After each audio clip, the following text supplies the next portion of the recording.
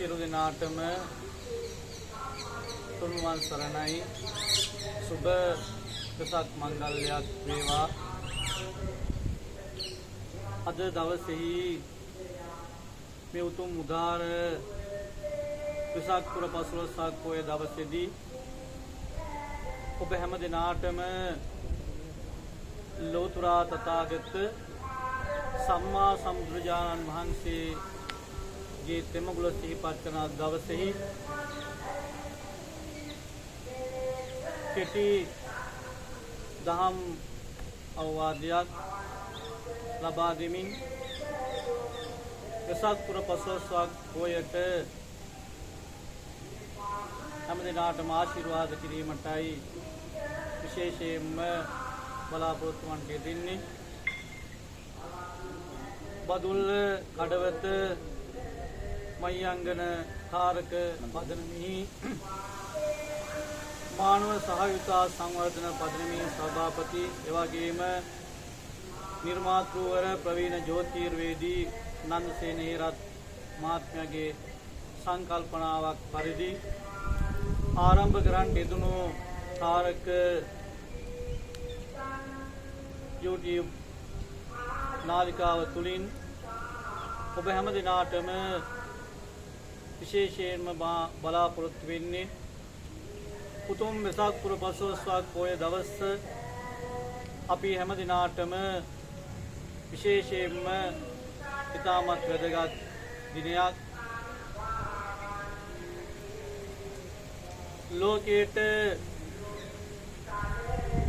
මිනිසෙක් වශයෙන් මව් කුස තුල ඉඳලා දස මාසයක් හැවෑමෙන්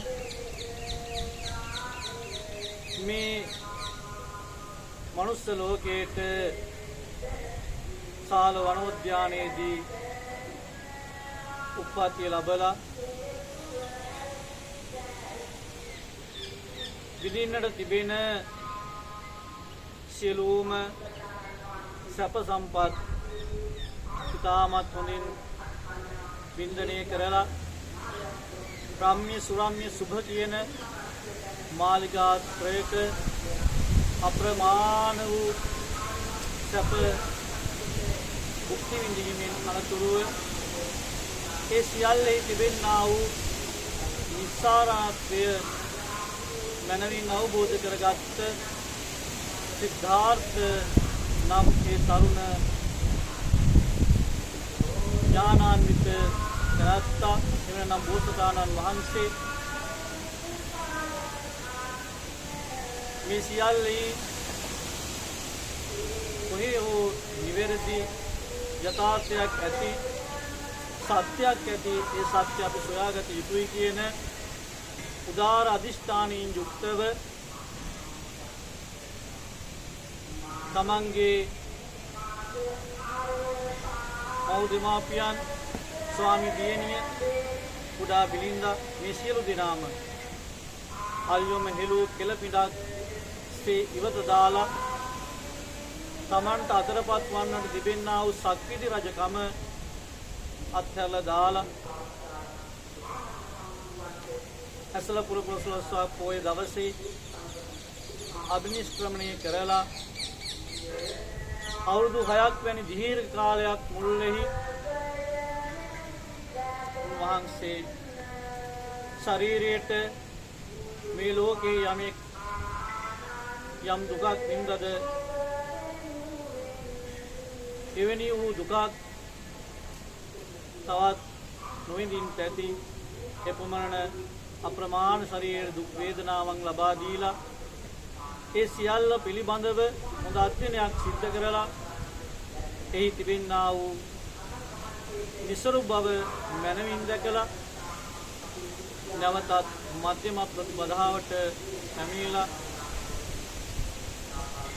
උතුම් ලෝතර බුද්ධ රාජ්‍යයට පත් වෙන්නට යෙදුණා. බුදුරජාණන් වහන්සේගේ ලක්ෂණය වුණේ සබ්බේ සත්තා භවන්තු සුඛිතාත්තා කියන ආකාරයට මුළු මහත් ලෝකවාසී සියලු සත්වයෝම සුවපත් වේවා කියන ප්‍රාර්ථනාවයි. ඒ අනුව උන්වහන්සේ 45 වසරක් මුළුල්ලෙහි දවසකට පැය 2ක් වැනි ඉතාමත් කෙටි කාලයක් තමන්ගේ විවේකී අරගෙන අනිත් සෑම ගෙවෙන මොහොතක්ම මුළු මහත් ලෝකයේම සුවපත් කිරීම සඳහා කටයුතු සිදු කරන්නට යෙදුණා. දෙව් මිනිස් මේ සියලු දෙනාටම එක හා සමා ලෙස උන්වහන්සේගේ මහා කරුණාව යොමු කරමින් ගම් තමන්ගේ පා ගමනින් ගමන් කරලා සියලු දෙනාටම පිහිටවන්න යෙදුණා. උන්වහන්සේ පෙන්වා දුන්නු ධර්ම මාර්ගය අපි හැම දිනාගේම නිවීම පිණිසයි හේතු වෙන්නේ. වර්තමාන සමාජය තුළ අපේ බොහෝ දෙනෙක් අද සැප සොයාගෙන නිරන්තරයෙන්ම උදේ සිට රාත්‍රී නිින්දට යන තෙක්ම තමන් කරන්නේ කුමක්ද කියන දේ පිළිබඳව හරියට අවබෝධයකින් තොරව පුදුමාතරම් වේස මහන්සියෙන් දිවිල්ලක් දුවනවා. ඒ තුල මිනිස්සුන්ගේ තුල තිබෙන්නා වූ සියලු සාර ධර්මයන් ඈත් කරගෙන උන් ගමන් කරන්නේ. නමුත් ඒ කිසිවක් තුල බුදුරජාණන් වහන්සේ විසින් පෙන්වා දෙන කෙදුණු සාන්තිය නිවන සැනසීම සොයා ගන්නට පුළුවන් කමක් නැත්තේ නැහැ. අප තුල යම් ගුණ ධර්මයක් ගොඩනගා ගන්නට පුළුවන්කම තිබෙනවා නම් ඒ ගුණ ධර්මයි අපි පෝෂණය කරන්න ඕන.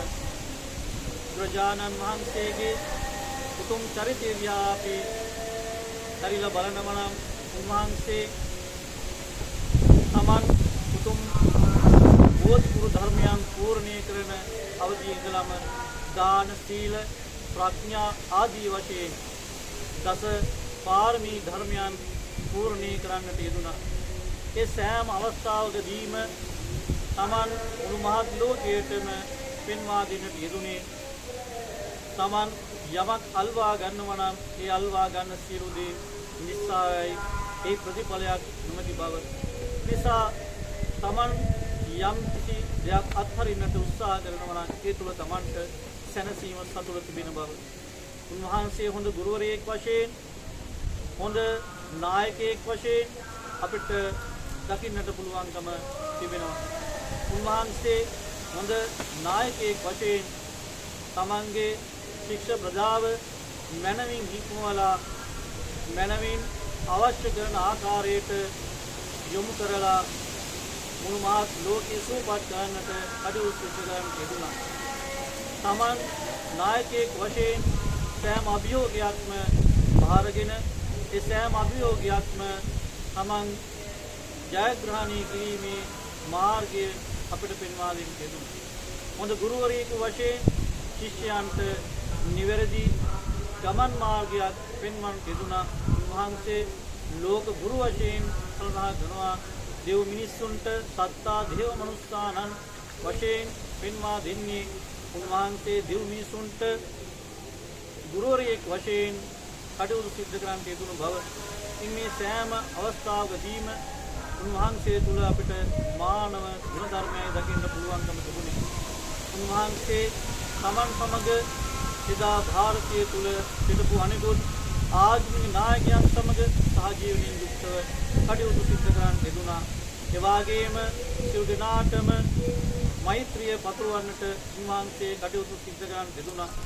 තමන් වෙත ආපු නාලාගිරි ආලවක ආදී කොට ඇති නොහික්මුණු ඇත්තන් කෙරෙහි පවා තමන් තුල තිබෙන්නා වූ ඒ අසීමිත මෛත්‍රිය කරුණාව දයාවයි දක්වන්න යෙදුනේ.